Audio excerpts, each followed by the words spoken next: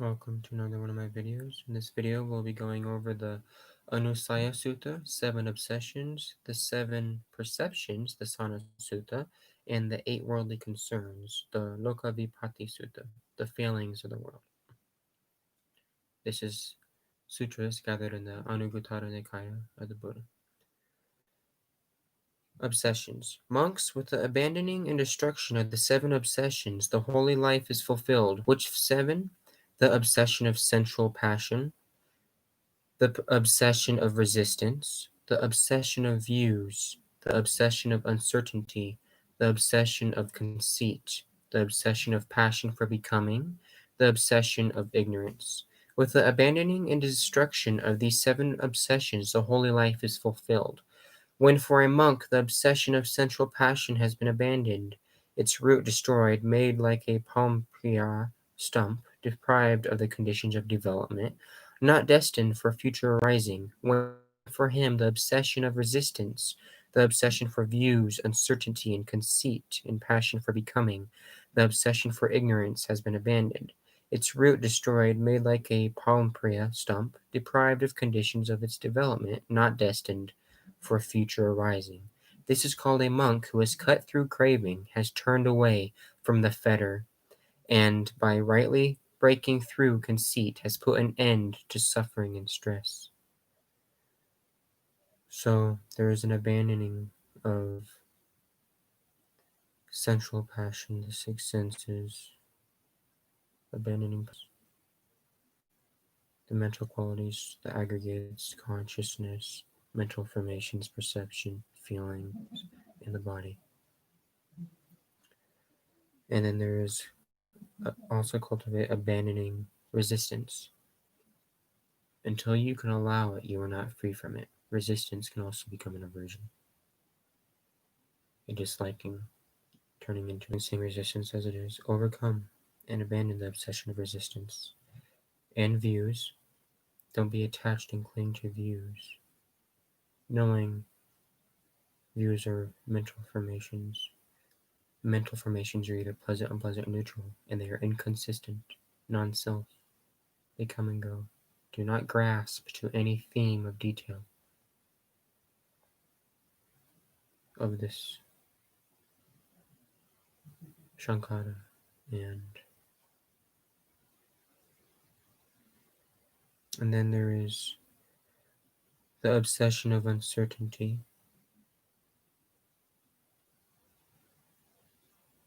and the obsession of conceit. Don't be obsessed with I am this, I am that, I am not this, I will be this, I will be that, etc. Nor the obsession for becoming, or the obsession of non-becoming.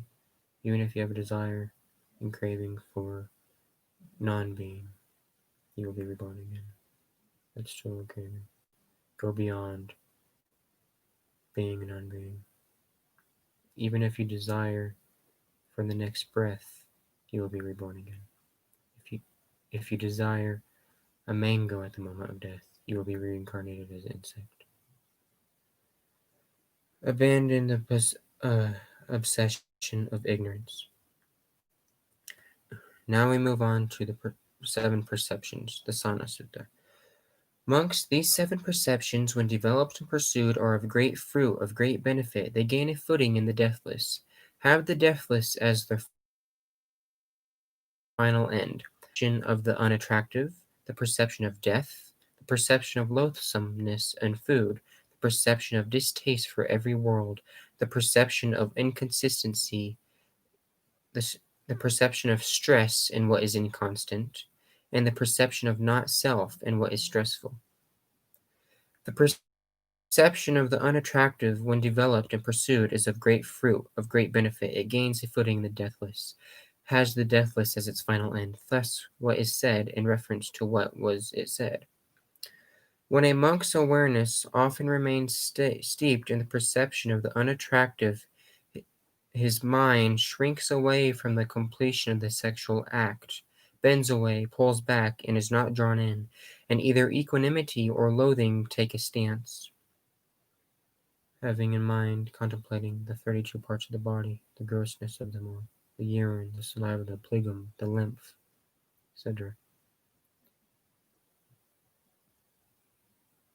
Just as a cock's feather or a piece of tendon, when thrown into a fire, shrinks away, bends away, pulls back, and is not drawn in the same way, when a monk's awareness often remains steeped in the perception of unattractive, his mind shrinks away from the completion of the sexual act, bends away, pulls back, and is not drawn in, and equanimity or loathing takes stance.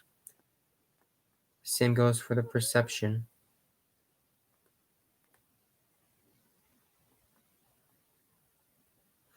You are mindful, whether or not with perceptions or the loathsomeness of food, distaste of every world, recognizing inconsistency, the stress of what is inconstant, the non-self of it all. You recognize and be mindful of whether the mind state, mental fermentation, has recognized this or not. You know, I have not developed the perception of the unattractive. There is no step-by-step distinction in me.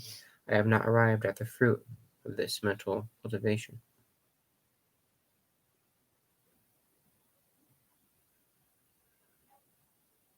If you are in a lustful act, such as masturbation or something, you either be mindful and say, I am aware of the unattractiveness, the perception of the unattractive.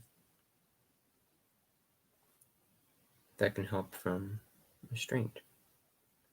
And if you are not mindful and do not note that, you can say to yourself, I am not mindful of this, of the unattractiveness. So those are the 7 perceptions to be meditated upon. And now we go to the Loka Vipatti Sutta, the feelings of the world, the 8 worldly concerns. Monks, these 8 worldly conditions spin after the world, and the world spins after these 8 world conditions. Which 8? Gain, loss, status, disgrace, censure, praise, pleasure, and pain. These are the 8 worldly conditions that spin after the world, and the world spins after these 8 worldly conditions.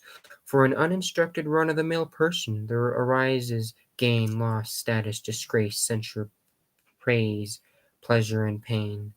For a well-instructed disciple of the noble ones, there also arises gain, loss, status, disgrace, honor, dishonor, praise, blame, pleasure, and pain. So what difference, what distinction, what distinguishing factor is there between the well-instructed disciple of the noble ones and the uninstructed run-of-the-mill person? For us, Lord, the teachings have the Blessed One as their root, their guide, and their obliterator. It would be good if the Blessed One himself would explicitate the meaning of this statement. Having heard it from the Blessed One, the monks will remember it. In that case, monks, listen and pay close attention. I will speak. As you say, Lord, the monks responded. The Blessed One said, gain arises for an uninstructed run-of-the-mill person. He does not reflect. Gain has arisen for me. It is inconstant, stressful, and subject to change. He does not discern it as it actually is. Not mine. Inconstant, stressful, and subject to change. Loss arises, status arises, disgrace, censure, praise, pleasure, pain arises. He does not reflect. Pain has arisen for me. It is inconstant, stressful, and subject to change. He does not discern it as it actually is. The uninstructed, unnoble, run-of-the-mill person does not reflect that this money is inconstant, stressful, non-self, subject to change. Same with having a job or not having a job. Same goes for attainments or the mental fermentations, how much knowledge you have.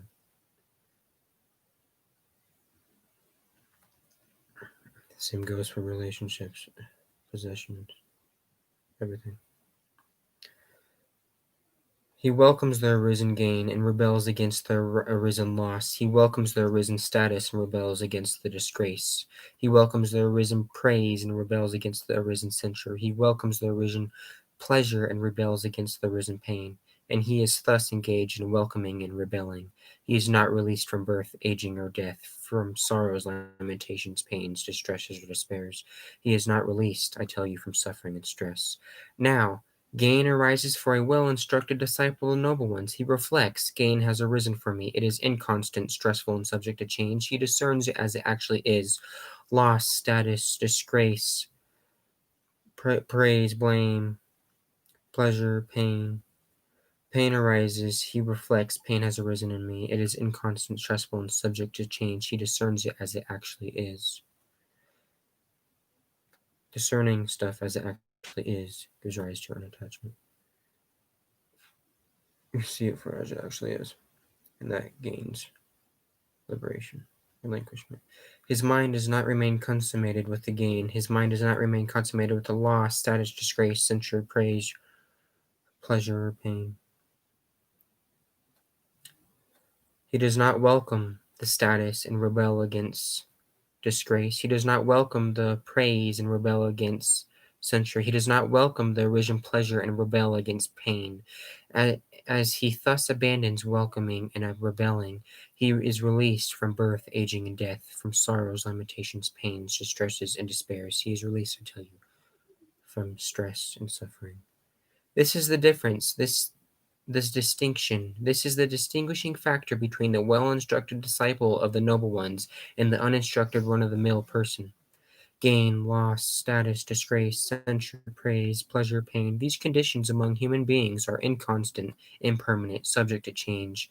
Knowing this, the wise person, mindful, ponders these changing conditions. Desirable things don't charm the mind. Undesirable ones bring no resistance. His welcoming and rebelling are scattered, gone to their end, do not exist. Knowing the dustless, sorrowless state he discerns rightly, has gone beyond becoming to the further shore, beyond the 8 worldly concerns in society, its roles, expectations, etc. Hope you enjoyed this video. Like and subscribe. May you be free from sufferings of body and mind.